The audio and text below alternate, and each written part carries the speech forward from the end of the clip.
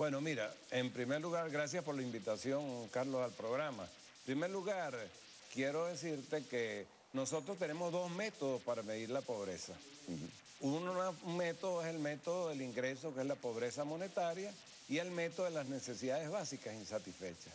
Es risible que cuando las cifras por el método de ingresos disminuían y estaban bajas, los voceros, inclusive intelectuales como Luis Pedro España, José Guerra, etcétera, ellos se decían, no, ese método no sirve porque ese método solamente toma en cuenta el ingreso. Tiene que ser un método donde sea multidimensional, donde se ve el problema de la vivienda, la educación, la salud, todos los elementos, la seguridad social. Bueno, resulta que nosotros tenemos ese otro método, que es por necesidades básicas insatisfechas, que después te lo mostraré. Ese método está publicado en la página también, pero resulta que ellos han hecho un escándalo simplemente con el método por ingreso. Ahora, el método por ingreso es un método que se usa también internacionalmente y lo hemos usado y nosotros lo seguimos midiendo por ingreso. Pero la desventaja que tiene el método por ingreso es que solamente toma en cuenta de ingresos de los hogares lo que se llama las transferencias monetarias. Pero hoy en día los venezolanos reciben ingresos a través de transferencias no monetarias, por ejemplo, muy importantes. Por ejemplo, las 2 comidas y lo que reciben en las escuelas, 3.400.000 niños. Los estatiques. Los estatiques, 35 millones de libros gratis.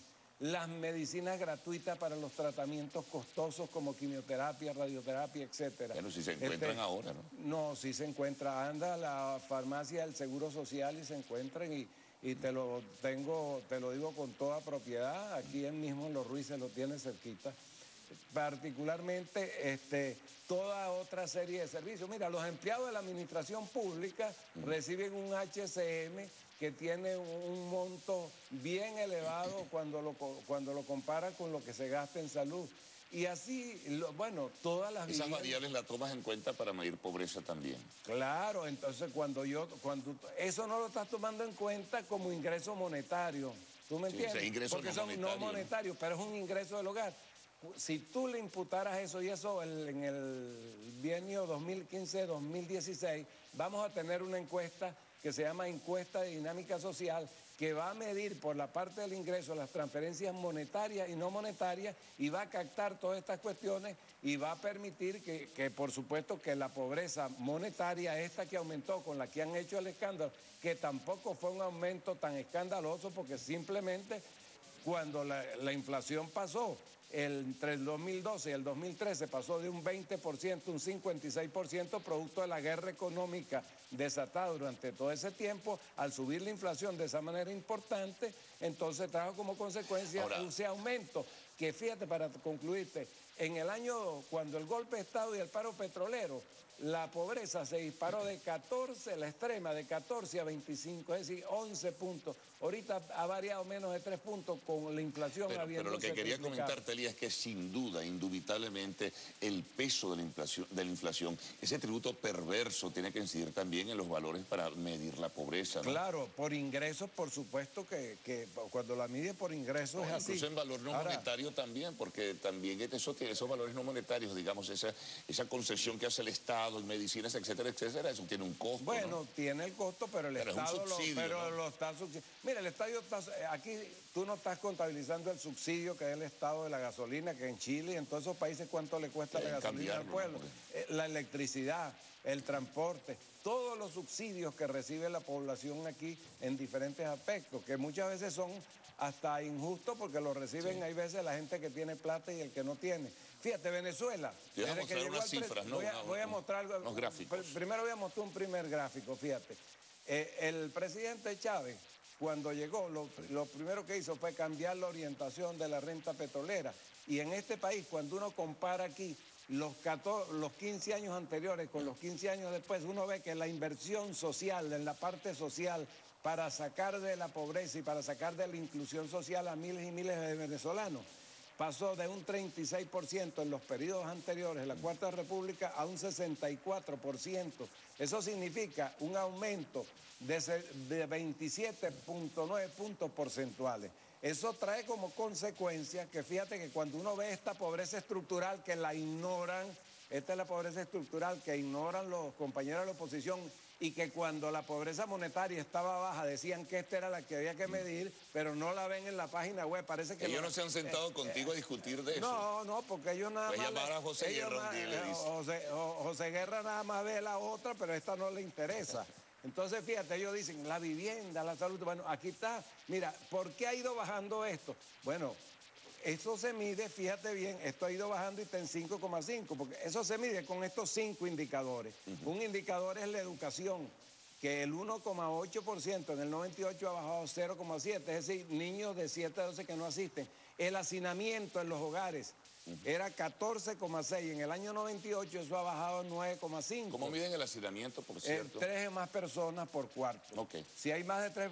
Ahora, por supuesto, eso ha disminuido, ¿por qué? Se han construido casi 600.000 viviendas. Entonces eso y si no se han construido, se han hecho labores de reparación en los barrios. No. Que esa es otra parte. No, una parte... Hay un programa para eso que tiene el gobierno, ¿no? Hay 200.000, 250.000 que han sido viviendas que las han construido la propia bastante, gente. No te pero creas. el grueso ha sido construcción toda. Mira la cantidad de viviendas que hay a lo largo de la Avenida Libertador, de la Avenida Bolívar. Ojalá no le fallen los servicios. ¿Ah? Ojalá no le fallen los servicios. Sí, bueno, y tienen servicios también. Es decir, fíjate, aquí tienen en viviendas sin servicios básicos. Ajá. Mira cómo ha bajado de 15,7 a 8,9. Es decir, ¿quién va a decir que no ha disminuido la pobreza?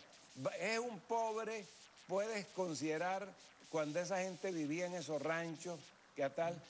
Independientemente del ingreso, que el ingreso no sea tal, en la condición que está viviendo ahorita, en condiciones humanas, con un apartamento no hacinado, etcétera. Es decir, tú no puedes comparar la pobreza. Pero es un porcentaje muy pequeño de la población aún, Elías. No, es un porcentaje pequeño. Imagínate, la cantidad de barrios consolidados que existen en las principales ciudades del país. Eso no se mudan para los apartamentos. Los barrios consolidados, por supuesto, la política del gobierno va a ser mejorar las condiciones, por una parte a través de la Gran Misión Vivienda y a través de la Misión Barrio Adentro, Barrio Tricolor, ¿entiendes? Entonces, si tú ves y analizas estas cuestiones, te das cuenta de eso. Pero aparte de todas estas cosas que te estaba diciendo, tú ves que el problema de la pobreza no es solo el problema de la pobreza la que hay que medir. Hay países que de repente la pobreza la pueden tener un 6%. Pero la desigualdad, que es otro elemento esencial, se es decir, la distribución del ingreso. En este tránsito del gobierno se ha corregido la desigualdad en estos 15 años. Fíjate, en este gráfico puedes observar cómo el índice de Gini, que es un índice que oscila entre 0 y 1, próximo a 0 es muy controversial ese índice. Próximo a 0 significa, esto es reconocido internacionalmente. Sí, de Naciones Unidas y todo. Entonces, fíjate, ha bajado 10 puntos en esta última década, de 0,49 a 0,398. Es el más bajo de América Latina, y América Latina es el continente más desigual del mundo. Y esto... Más que África. Fíjate, claro, porque es que fíjate lo siguiente. Es que en África de repente todos son pobres. Sí. Entonces el índice en algunos países, no en todos los países. Sí, te entiendo. Entonces esto mide, fíjate, aquí lo tienes, la concentración del ingreso. Fíjate, el 20% más rico en Venezuela se apropiaba del 53,4% del ingreso en el año 98. Eso ha disminuido al 45,9%. Y eso se ha repartido en los otros sectores. ¿Cómo lo mides?